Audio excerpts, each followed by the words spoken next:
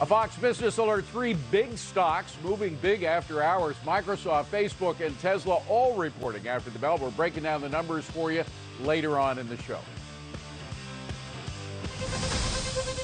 Today, we're finally ending the NAFTA nightmare and signing into law the brand new US-Mexico-Canada agreement.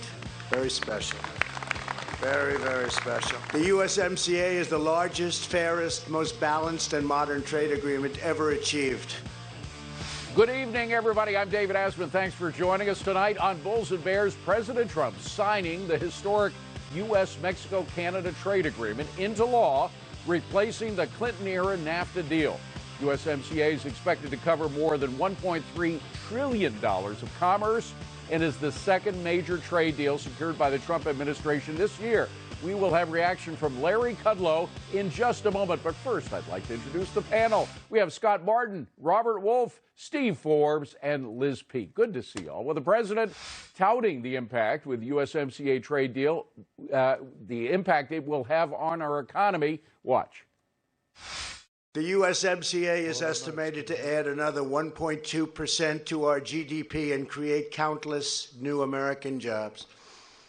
It will make our blue-collar boom, which is beyond anybody's expectation, even bigger, stronger, and more extraordinary. For the first time in American history, we have replaced a disastrous trade deal that rewarded outsourcing with a truly fair and reciprocal trade deal that will keep jobs, wealth, and growth right here in America.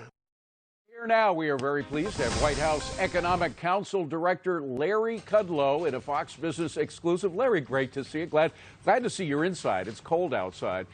Specifically regarding USMCA, what will this treaty do for growth that NAFTA couldn't? Well, look, I mean, the president outlined it very well, and a lot of the chapters in here are path-breaking, I hope will be templates for future trade deals. One of them is sort of new economy, old economy. Let me start there. In terms of the manufacturing automobile sector, we struck much better balance than the prior deal. Domestic content is higher. Certain wage content will also be higher. And a lot of labor rights that never existed before, a lot of environmental rights that never existed before. On the new economy side, and I confess this is my favorite, the intellectual property protection is going to be a major boost to technological advance and direct investment in the United States. That's a huge job creator right there. On top of that, we've expanded in the digital services area, the financial services area, the biologic area, and of course, I think as President mentioned, in agriculture, big breakthroughs, not an easy thing to do, I might add. Give Ambassador Lighthizer huge credit. On agriculture, we made some big breakthroughs on things like dairy products and wheat. In total, the International Trade Commission, the upper boundary of the potential for economic growth, David, 1% GDP increase, probably about 600,000 jobs, probably $100 billion of new investment. These are hard things to model and estimate, but they made the estimates. I'm just saying, from the standpoint of remedying some unbalances in the manufacturing sector and adding new economy breakthroughs in tech and elsewhere, this is going to be a tremendous deal. It is pro-growth. Larry, Steve Forbes here. Any news on the European front? Is that going to go the way of the USMCA? We're not going to have a trade war, which is really the last big cloud on the horizon on the trade front. Steve, we had a very good bilateral meeting in Davos with the new president of the EU. Very good meeting. And her trade minister, commissioner, Phil Hogan. And we've been in a lot of touch with Mr. Hogan. Ms. von der Leyen and President Trump they got along very well. They talked about some urgency, putting some intensity behind it. It's going to be up to Ambassador Lighthizer at his discretion and wisdom to follow through. There are a lot of key areas there. Trade is very important with the United. It's funny. EU trade is actually, well, EU trade is a little more than North American trade. Both of them are twice as big as China trade. I don't know if people know that. That's why we've been pushing this USMCA. Can we get it done with the EU?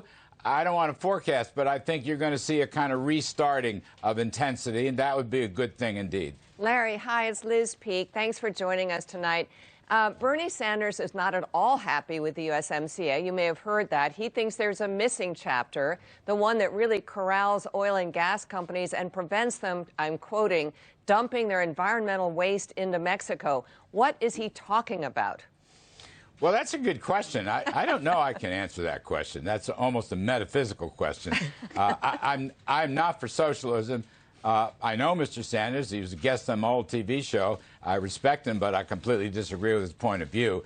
We're not going to destroy the gross domestic product of the United States. And, you know, clean burning fuel, how about the natural gas revolution? How about exporting LNG, for example?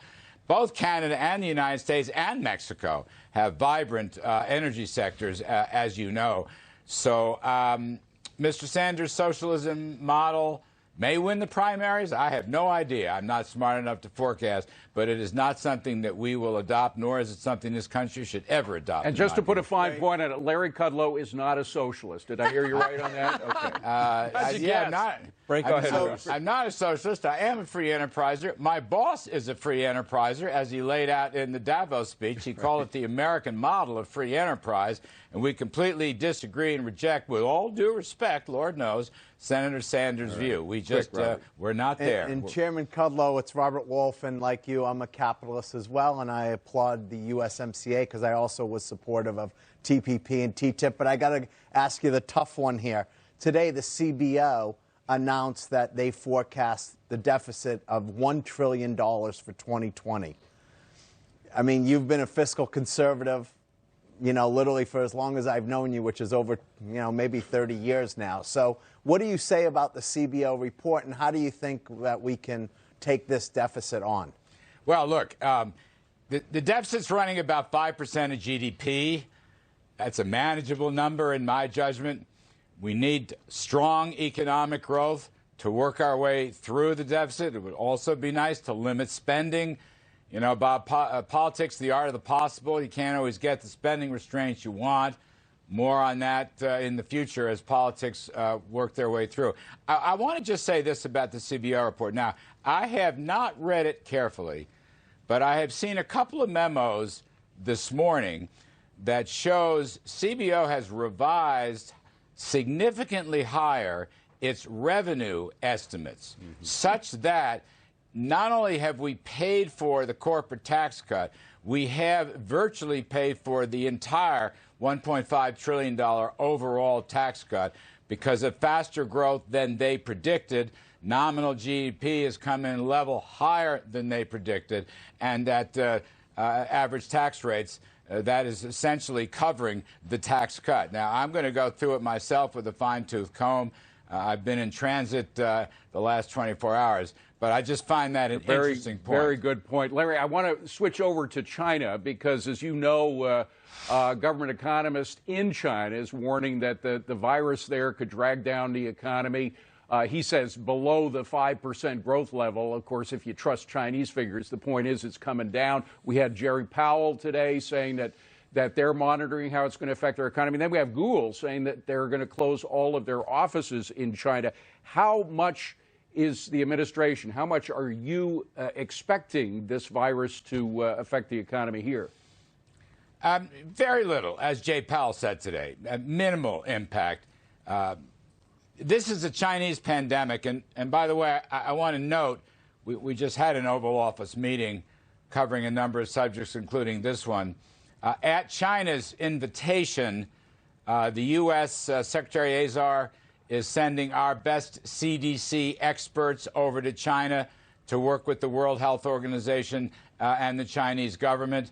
That's the first time we made that decision. We're happy to do it. It's part of our engagement with China. We want to help out in any way we can. We have a lot of very smart people that know how to deal with these public health issues. So we are going to send over a batch of CDC experts. Regarding these GDP estimates, David, I don't want to go there.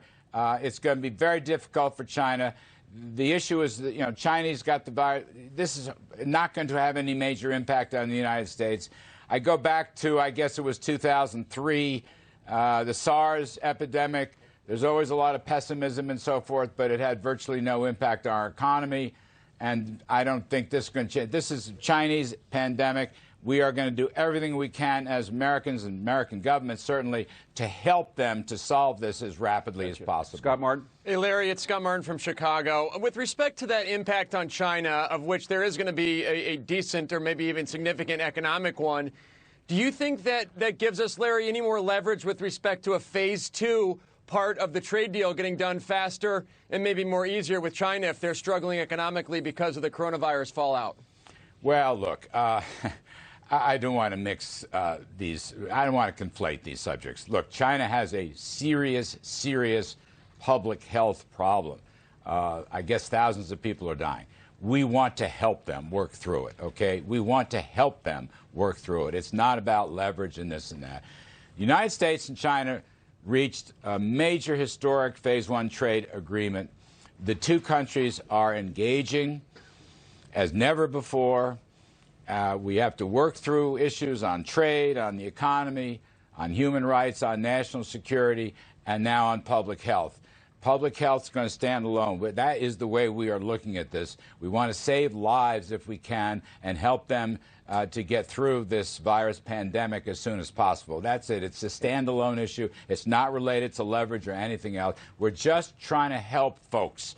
It's a decent human instinct, and I don't want to overthink that. Larry, you know how TV time is. We only have 20 seconds. When are we going to see tax cuts phase 2?